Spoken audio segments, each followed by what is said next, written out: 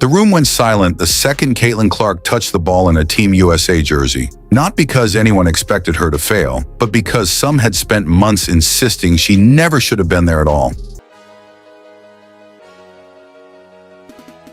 So there's a lot of newness. I think the thing that isn't new is what USA basketball is, what the goals are, what we want to accomplish, and like how we go about doing it. It's not about like being young, age, or whatever. It's about the opportunity to be here, to represent, and understand that you're a part of something bigger than yourself. Yeah, Kyle! Here, I'm posting. How we doing down here? We guarded? Ready on 3, 1, 2, 3. Right. Welcome to the new quad.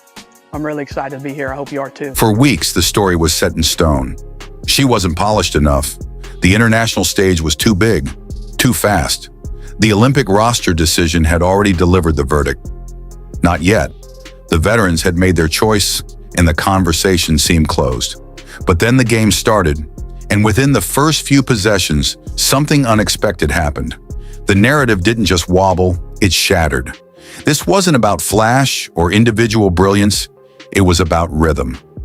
She moved without the ball like someone who'd been running this system for years. Defenders had to respect her from half court, which warped the spacing in ways no one else on that roster could replicate. That's not what this conversation is about. This is about what I will personally label the idiocy of Team USA women's basketball. How dare you make this decision? It's stupid. And I'm going to tell you why it's stupid. I want all the ladies on this squad to know every single one of y'all are deserving of it. Caitlin Clark does not deserve a spot ahead of any of the players on this roster, okay? If we're talking just basketball, you know we're not. You know we're not. Let's harken back to the Dream Team in 1992. Remember when Christian Laettner was on that squad? Forget the other pro players. Forget the pro players. Forget the pro players. That's a given. First time. Suddenly, driving lanes open. Cutters had room. The offense breathed. You could see it in real time. Teammates who looked uncertain in the first quarter started playing with swagger by the second. The ball moved faster. The tempo accelerated. Fans in the building leaned closer to the court. This wasn't just another debut going viral for the wrong reasons. This was proof, delivered cleanly and without apology. Caitlin Clark didn't make the cut for the 12-player Team USA roster for the 2024 Paris Olympics. That is according to Selection Committee Chair Jen Rosati, who explained the decision came down to basketball criteria and not the fame and attention Clark would bring to the games this summer. Every decision she made looked calm. Rotations on defense were crisp. Passes had purpose. She wasn't auditioning, she was operating. And the internet didn't just notice, it erupted. Analysts who questioned whether she was ready suddenly started backpedaling. The voices that screamed, "too early," were now whispering, "maybe we were wrong." Because this wasn't the same environment as the WNBA. This was global competition, and the stakes were different. The politics felt less suffocating. NBA players were allowed to participate. Don't put that damn screen up when I'm talking right now. I want to see Shanae and Andrea, okay? And yet, she looked more at ease than she had in months. That contrast is what made the moment so jarring. Comfort, poise, confidence that didn't need to announce itself. The proof wasn't just in the stats, it was in the behavior around her. Huddles tilted in her direction. Coaches handed her the ball in critical stretches. Trust like that doesn't get manufactured overnight. It gets earned through execution under pressure, and she delivered it possession after possession. Here's the part that matters most. It wasn't just that she played well, it's that the entire conversation around her transformed in a single game. From liability to necessity, from question mark to cornerstone.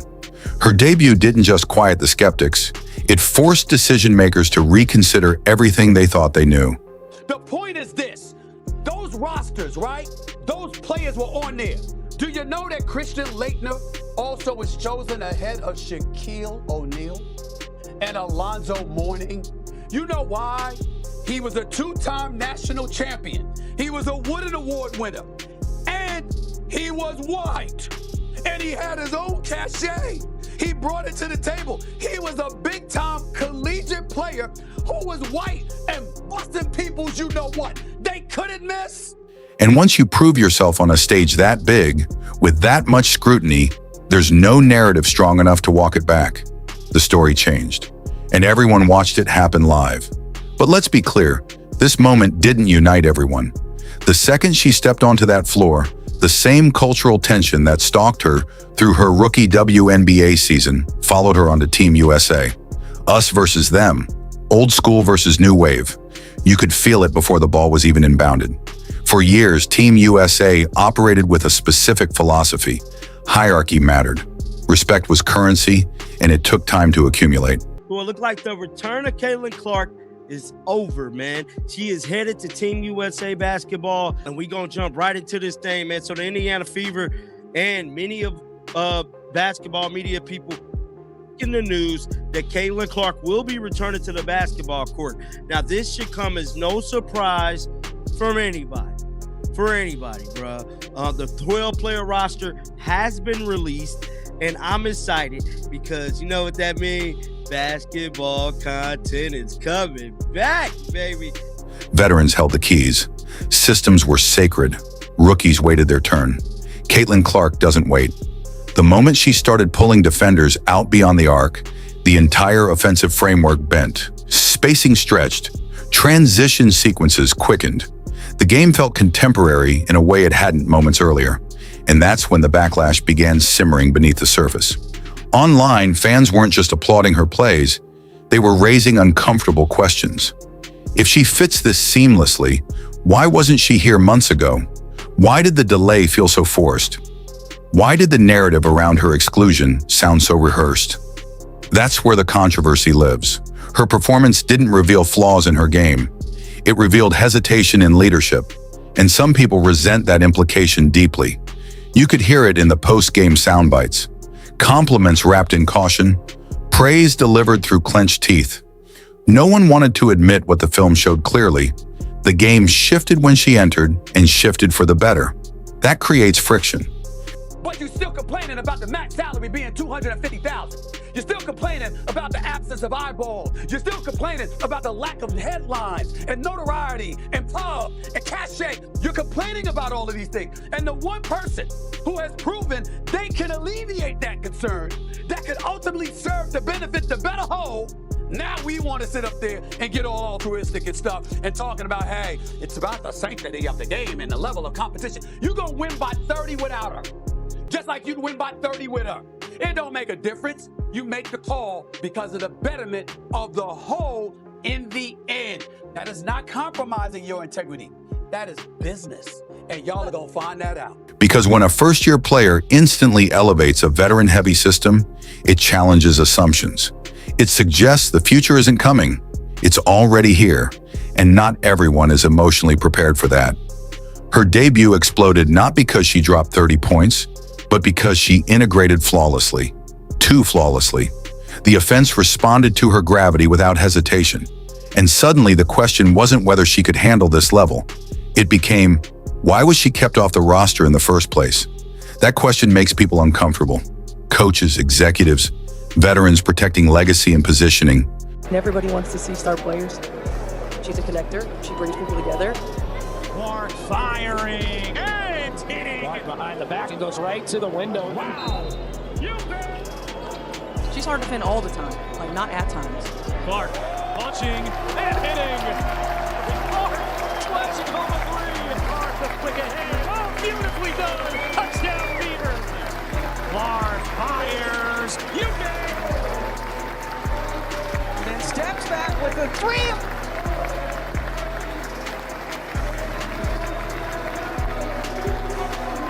But momentum doesn't care about comfort. Momentum is relentless, and her debut didn't whisper its arrival, it detonated. The aftershocks are just beginning. This wasn't just a basketball game, this was a leverage reset. Caitlin Clark's Team USA debut exploded, but the real story isn't about points or highlights. It's about power redistribution. For months, the narrative framed her as dependent on the WNBA's infrastructure, the league's marketing muscle, broadcast schedules, rookie storylines designed to elevate her profile. But the moment she put on that USA jersey, that framing evaporated. She didn't need the league to generate interest. The league needed her to move the needle. International viewership surged, engagement metrics spiked across platforms. Highlight clips trended globally. That's not luck. That's gravitational pull. Her debut proved something executives can't afford to ignore. Her appeal isn't tied to a single uniform. She travels. And when a player demonstrates that kind of cross-platform portability, the entire power structure shifts. Because now contract negotiations change. Broadcast leverage changes. CBA conversations shift tone. Owners study the ratings bump. Sponsors analyze the metrics. Players recognize the opening. And once the ecosystem identifies where the growth is actually coming from, the financial math recalibrates. Her debut went viral because it symbolized autonomy. She's not confined to one league, one system, one narrative. She elevates any environment she enters. That's extraordinarily rare, and rarity creates leverage. This wasn't about one performance, it was about repositioning. Because once you prove you can generate global interest on command, you're not just a player anymore. You're infrastructure. And infrastructure dictates terms. That's why this moment carries long-term weight. Her Team USA debut didn't just validate her talent, it rebalanced the power dynamic.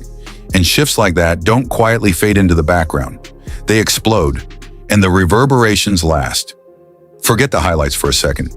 Watch the bench. That's where the real story unfolded. Caitlin Clark's Team USA debut went viral online, but the most important audience wasn't scrolling Twitter. It was sitting 10 feet away on the sideline. When she pulled up from 28 feet, heads turned before the shot released. When she threaded a pass through traffic that shouldn't have been possible, teammates were already celebrating before the assist was complete. That's not politeness, that's respect. And respect inside that locker room doesn't get handed out like participation trophies. It's earned through credibility under fire. Early in the game, you could sense the evaluation phase. Veterans watching closely, testing her decision-making, observing how she handled pressure. But as possessions stacked up, the energy shifted. Communication started flowing toward her. Off-ball cutting adjusted to her tendencies. Spacing evolved around her rhythm. That's chemistry forming in real time. And when chemistry develops that fast, it sends a clear message. She belongs. The post-game body language confirmed it. Genuine smiles, shoulder bumps, direct eye contact during media availability, no performative distance, no cold professionalism, just acknowledgement.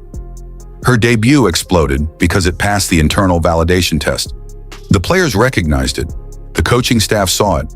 The system responded to it naturally.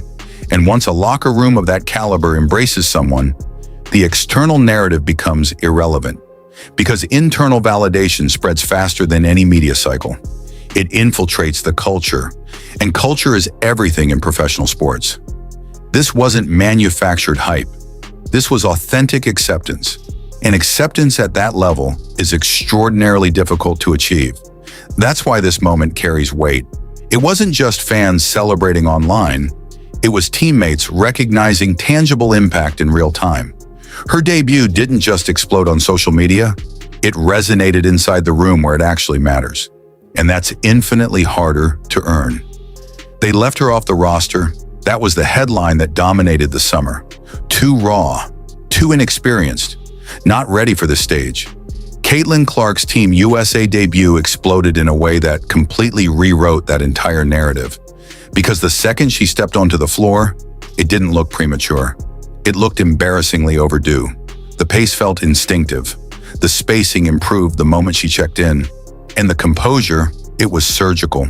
This wasn't fueled by rage or ego. It was controlled precision. And controlled precision is infinitely more devastating than emotional outbursts. Every possession felt like quiet evidence being submitted to the record. No showboating, no gestures toward the crowd, just execution. That's how redemption operates at the elite level. It doesn't need a microphone. It demonstrates through performance. Her debut exploded because it dismantled the Olympic snub narrative without a single word being spoken. No press conference necessary. No inflammatory quotes required. The film told the entire story. You could feel the atmosphere shift in real time. Commentators softened their critiques. Fans who doubted her started adjusting their language mid-game. Because once live performance replaces theoretical debate, arguments dissolve. The snub no longer reads like a justified decision based on experience gaps. It reads like a calculation error. And calculation errors at that level don't just fade, they linger. They haunt the people who made them. This wasn't just about one game. It was about perception being rewritten in real time. She didn't chase validation like it was something owed to her. She embodied it through every decision, every pass, every defensive rotation. And when that happens, momentum doesn't just build. It compounds exponentially. Her debut didn't just explode in viewing numbers. It exploded in cultural meaning, because redemption arcs resonate deeper than hype cycles ever could.